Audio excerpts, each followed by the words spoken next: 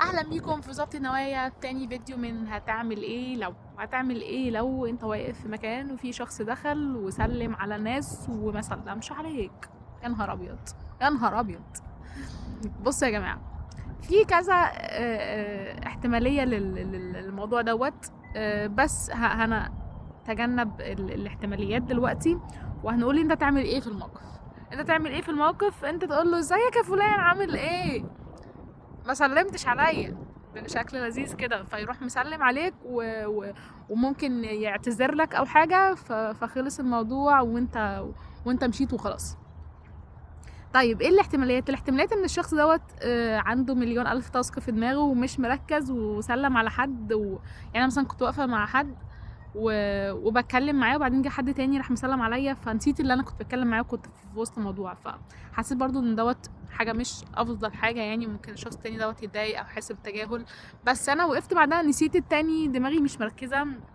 في ناس محتاجه اوميجا 3 عشان تركز فالتركيز ممكن يكون عامل اساسي بان الواحد مش شايف قدامه، مش مركز مين اللي هنا ومين اللي هناك. او بجد ممكن يكون النضاره مش واضح منها الناس قوي، فاللي خد باله ان حادي فيه اتنين وما سلمش على الحياه التانية كده. ففي حاجات كتير بتبقى زي كده، اللي هو حد بجد مش واخد باله فخلاص، وانت عملت الموضوع بشكل لطيف انك سلمت عليه او كده. في احتماليه تانية ان هو يكون مستثقلك ومستثقل دمك ف... فمش حابب يسلم عليك كده، فانت كنت لطيف اهو. فان شاء الله المره الجايه يعني يكون انت بذرة المحبه اللي انت عملتها والسلام تخليه المره الجايه يبقى عنده سلام اكتر ويبقى يسلم عليك anyway. يعني عادي يعني ان يحصل كده. لما حد ما يسلمش دي مشكلته ومشكله مبادئه ومشكله حواراته، وما تفكرش ابدا انك عملت حاجه او ما عملتش حاجه، لان حتى لو انت مثلا الشخص ده متضايق منك، فالادب بيقول ان انا اروح اقول لك يا فلان انا متضايق منك من كذا كذا كذا واسلم عليك وسط الناس عادي. فكون هو ما سلمش، يا اما هو ما عندوش المبادئ الاساسيه ازاي نتعامل مع الناس وفي وسط الناس، او هو مش واخد باله. تمام. anyway انت في الموضوع ده انت بره، انت بعيد يعني، انت ما في، انت بس ازاي هتتعامل في وسط الموقف، روح سلم عليه.